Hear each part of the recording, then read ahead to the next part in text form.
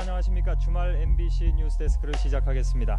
유아원과 공예품 제조 공장을 경영하면서 그에게 빚을 진 40대 여인이 어린이 31명을 살해하고 자신도 자살한 사건이 발생을 했습니다. 지금부터 이 사건 소식을 집중적으로 보도를 해드리겠습니다. 지난 25일부터 행방불명이 됐습니다. 네. 그래서 이 행방불명된 그 박여인을 찾아서 이리저리 다니다가 오늘 오후 4시 반에 이 공장에 도착했습니다.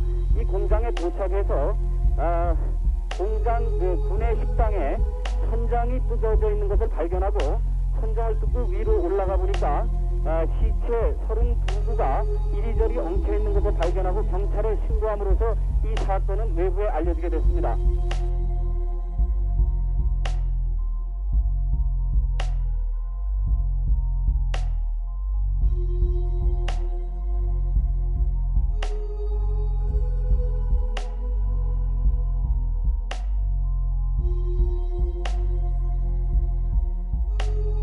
안녕하세요, 구독자 여러분.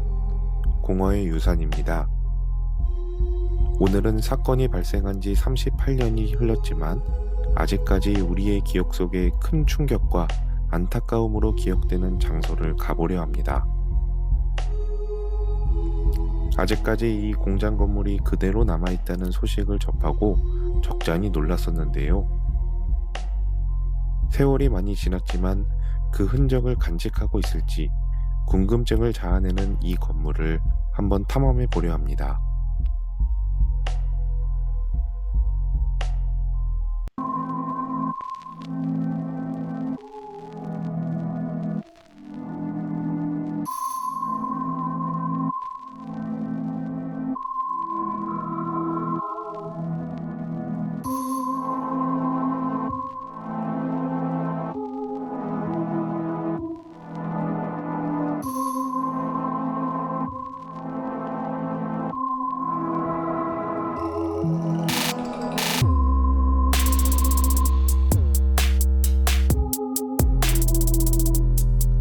먼저 맨 뒷건물에는 커다랗게 개방된 2층 통로가 보입니다.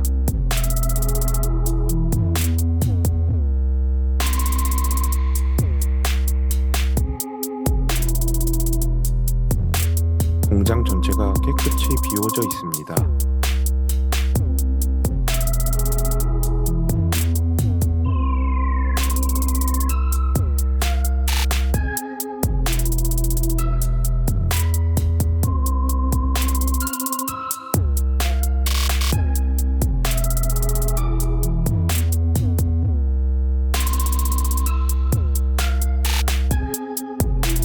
커다란 화물용 엘리베이터 레일이 있네요.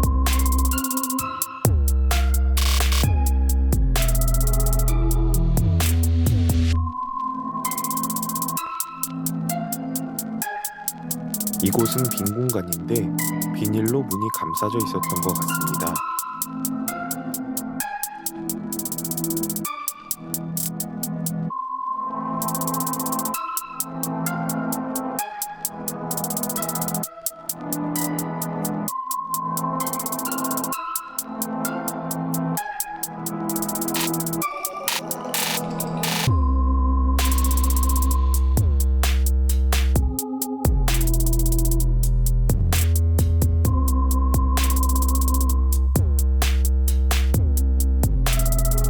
폐공장들을 가보면 기물이 많이 없는 경우가 대부분이지만 이렇게 아무것도 없는 경우도 드문 경우입니다.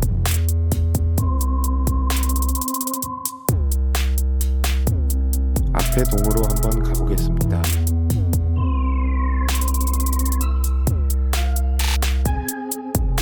앞으로 오니 뼈대만 남은 건물이 보이는데요. 건물의 높이와 외형, 또 천장의 구조로 보면 저 건물들 중 사건이 일어난 건물이 있는 것 같습니다.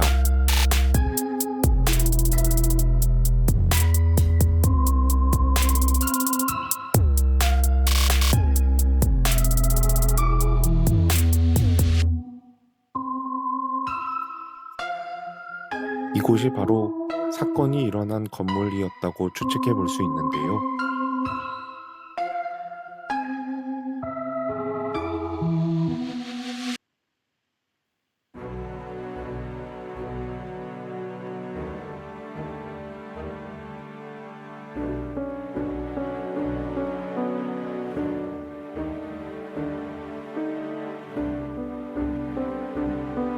건너편에도 비슷한 구조의 건물이 있는 걸로 봐선 저곳일 가능성도 있는 것 같습니다.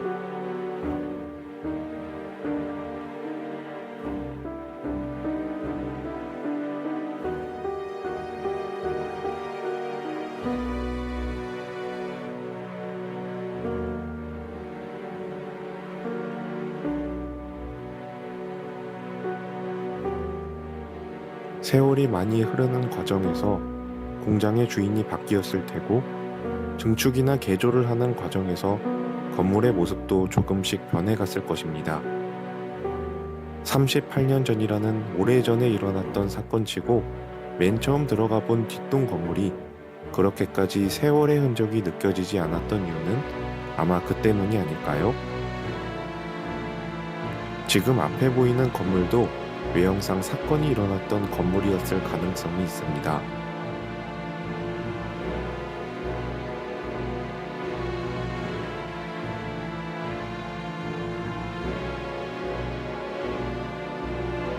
이렇게 뼈대만 남아있는 채로 방치되어 있는 건물과 비교적 새로 지어진 최신 건물이 공존하는 기묘한 풍경인데요.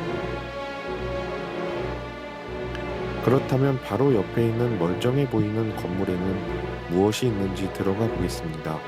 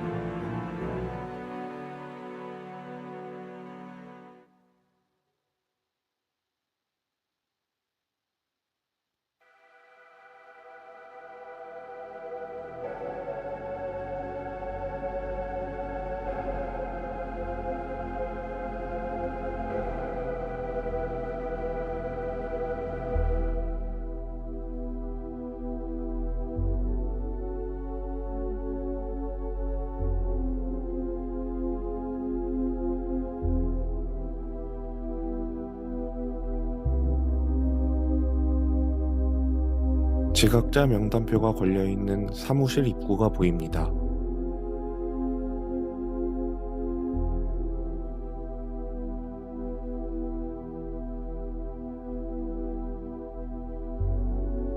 접견실이라고 적힌 문패가 보입니다.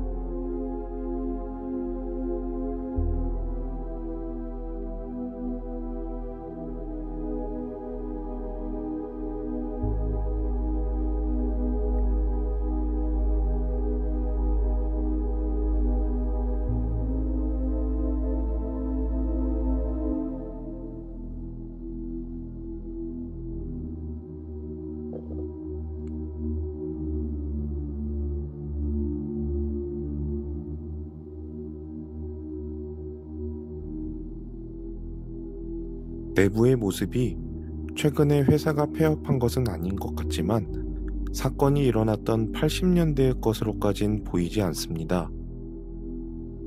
그 시간 이후로 쭉 방치되었다면 내장재의 색이나 보존 상태가 지금처럼 비교적 괜찮은 상태는 아닐 것입니다.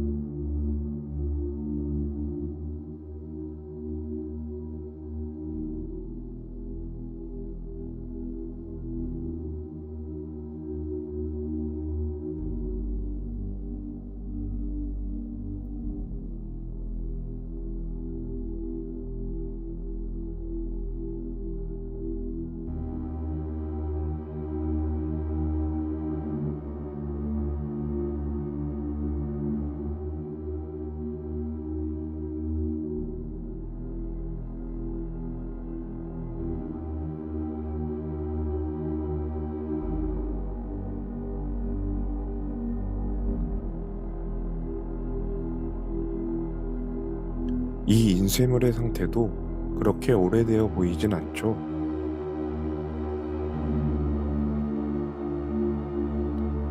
문 위의 비상구의 디자인도 비교적 최근 것 같아 보이고요.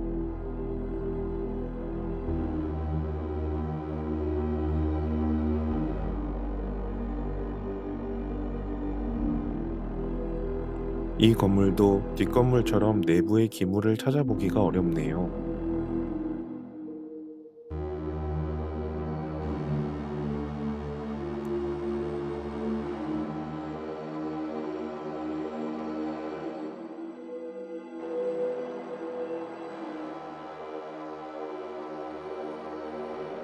천장의 상태도 비교적 깔끔해 보입니다. 대표이사실이었네요.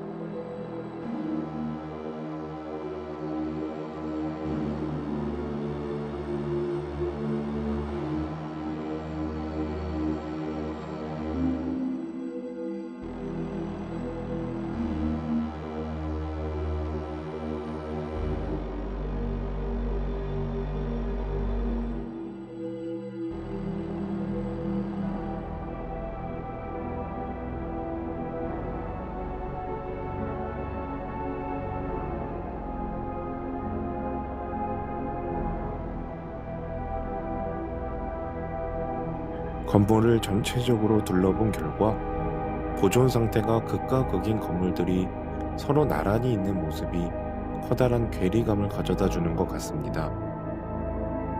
사건이 일어났던 곳은 확실하지만 사건이 일어난 직후에 이 건물들이 어떤 역사를 겪었는지는 자료가 너무나 부족하여 쉽게 알 수 없습니다. 제 개인적인 생각에는 사건이 일어났던 건물들은 방치해 두고 그 옆에 새로운 건물을 증축하여 새로운 회사가 들어와서 운영되었던 것 같아 보입니다.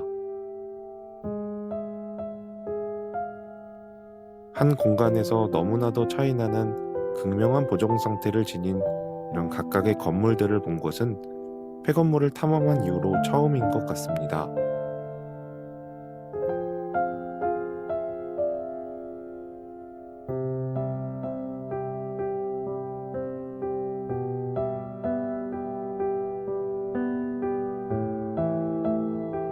그 당시의 사건이 사회에 큰 충격을 불러일으켰지만 오랜 세월이 지났고 주변의 여러 공장들도 활발히 움직이고 있는데 이곳만 시간이 멈춰버린 채로 갇혀있는 것 같아 보여서 기분이 묘한 하루였습니다.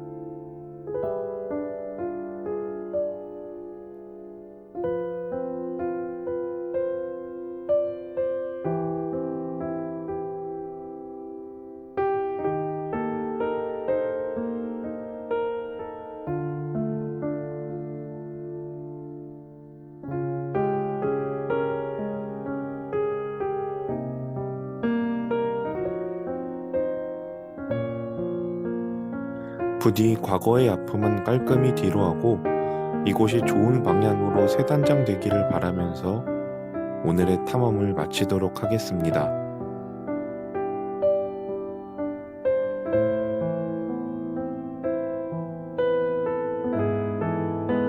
시청해 주셔서 감사합니다.